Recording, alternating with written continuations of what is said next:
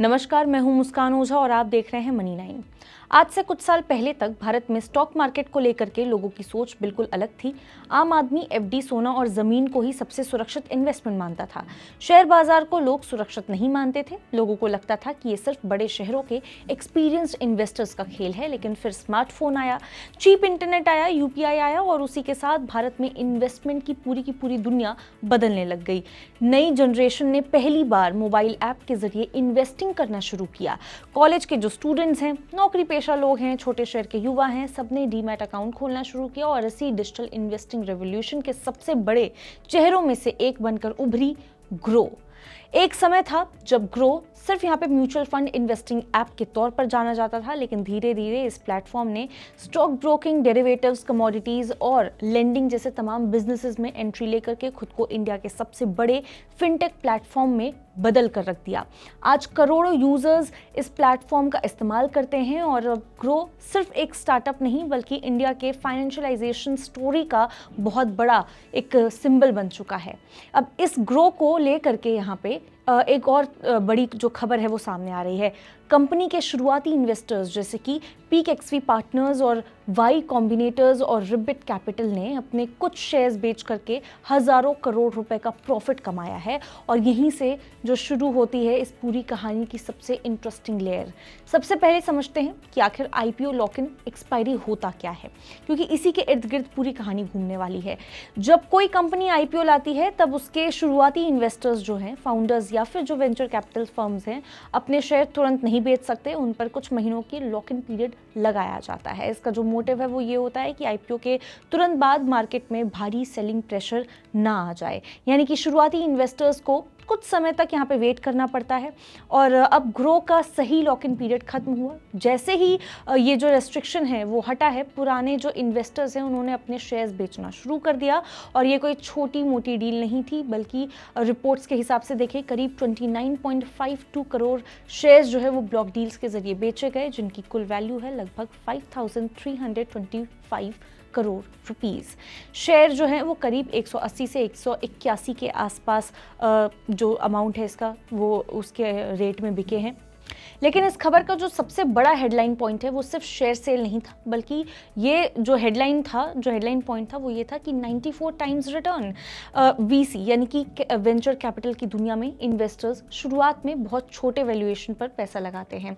अब उस समय कंपनी छोटी होती है, रिस्क बहुत बड़ा होता है और सक्सेस की कोई गारंटी नहीं होती। लेकिन अगर स्टार्टअप बहुत बड़ा यहाँ पे बन जाए तो वही शुरुआती इन्वेस्टमेंट मल्टी बैगर जो है वो बन जाता है। अब ग्रो के मामले में अगर देखें तो कुछ ऐसा ही हुआ है। रिपोर्ट्स की माने तो पीक एक्सवी ने ग्रो में शुरुआती स्टेज पर 200 से 250 करोड़ के आसपास जो है वो इन्वेस्ट किया था। अब उन्होंने हजारों करोड़ रुपए के शेयर्स बेच दिए हैं। और सबसे इंटरेस्टिंग बात यह है कि इतनी बड़ी सेलिंग के बाद भी उनके पास कंपनी में बड़ा स्टेक बचा हुआ है, यानी कि उनका इन्वेस्टमेंट करीब यहाँ पे देखा जाए 94 टाइम्स तक बढ़ चुका है। आसान भाषा में समझें तो अगर किसी ने 1 रुपये अगर लगाया हो फॉर एग्जाम्पल, तो उसे कितना मिलता है, 94 रुपीज़ बन करके वो हो चुका है अब तक। तो यही वजह है कि स्टार्टअप इकोसिस्टम में ग्रो को अब इंडिया की सबसे सक्सेसफुल वेंचर कैपिटल स्टोरीज में यहाँ पे गिना जा रहा है। हालांकि सिक्के के दो पहलू होते हैं। जैसे ही ये खबर सामने आती है तो मार्केट में एक अलग तरह का डिस्कशन भी दूसरी तरफ देखने को मिल रहा था।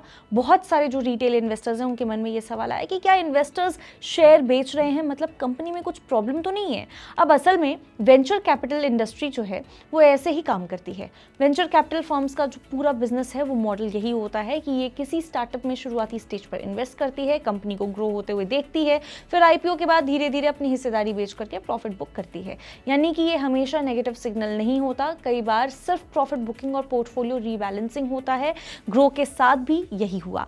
शुरुआती इन्वेस्टर्स ने अपने इन्वेस्टमेंट का कुछ हिस्सा कैश आउट किया। हालांकि इतनी बड़ी सेलिंग का शॉर्ट टर्म जो असर है वो स्टॉक प्राइस पर जरूर पड़ा। जब मार्केट में अचानक करोड़ों शेयर्स की सप्लाई आती है तो नेचुरली प्रेशर बनता ही है और इसी वजह से ग्रो का जो स्टॉक है उस पर भी ये प्रेशर देखने को मिला। एक समय था जब लगभग 5 to 7% तक ये गिरता हुआ भी नजर आया। लेकिन इंटरेस्टिंग बात ये रही कि बाद बाद में स्टॉक रिकवर भी हो गया। इसका मतलब यह है कि मार्केट अभी भी कंपनी की लॉन्ग टर्म ग्रोथ स्टोरी पर भरोसा कर रहा है और शायद इसकी वजह मजबूत भी है। आज ग्रो सिर्फ एक ब्रोकरेज ऐप नहीं रह गया है, कंपनी का मार्केट कैप लगभग 1.15 लाख करोड़ तक यहाँ पे पहुंच चुका है। क्वार्टर फोर रेवेन्यू करीब यहाँ पे 1505 करोड़ रुपीस और नेट प्रॉफिट लगभग 686 करोड़ रुपीस जो है वो बताया गया। यानी कि अब ये स्टार्टअप वाली शुरुआती स्टेज से काफ़ी आगे निकल चुका है। साथ ही कंपनी लगातार नए बिजनेसेस में एक्सपेंड भी कर रही है। पहले फोकस सिर्फ यहाँ पे म्यूचुअल फंड्स और इक्विटी इन्वेस्टिंग पर था, लेकिन अब जो है वो डेरिवेटिव्स, लेंडिंग, कमोडिटीज़ और दूसरी जो फाइनेंशियल सर्विसेज हैं उनमें भी तेज़ी से यहाँ पे एक्सपेंशन देखने को मिल रहा है। यानी कि ग्रो खुद को एक कंप्लीट फाइनेंशियल इकोसिस्टम में बदलने की पूरी तरह से तैयारी कर चुका है, कोशिश कर चुका है और काफ़ी हद तक कामयाब होता हुआ नजर भी आ रहा है। लेकिन इस पूरी खबर का सबसे बड़ा जो मतलब है वो सिर्फ ग्रो तक सीमित नहीं है। असली कहानी इंडिया की स्टार्टअप इकोसिस्टम की मैच्योरिटी की है।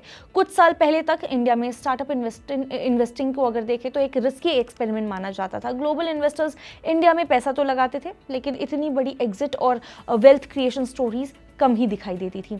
अब तस्वीर बदल रही है। भारतीय स्टार्टअप आईपीओ ला रहे हैं, जो पब्लिक मार्केट से उसमें लिस्ट हो रहे हैं और शुरुआती इन्वेस्टर्स को मैसिव रिटर्न्स भी दे रहे हैं और इसका दूसरा असर जो है वो रिटेल इन्वेस्टर्स पर भी पड़ता हुआ नजर आ रहा है।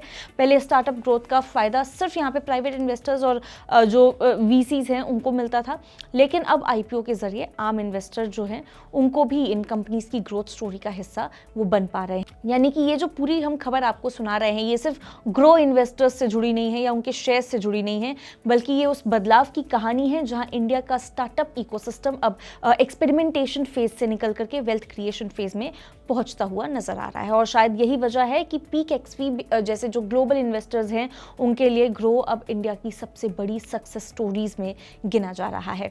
आप इस बारे में क्या सोचते हैं, क्या कुछ हैं आपके थॉट्स, आप हमें कमेंट करके ज़रूर बता सकते हैं।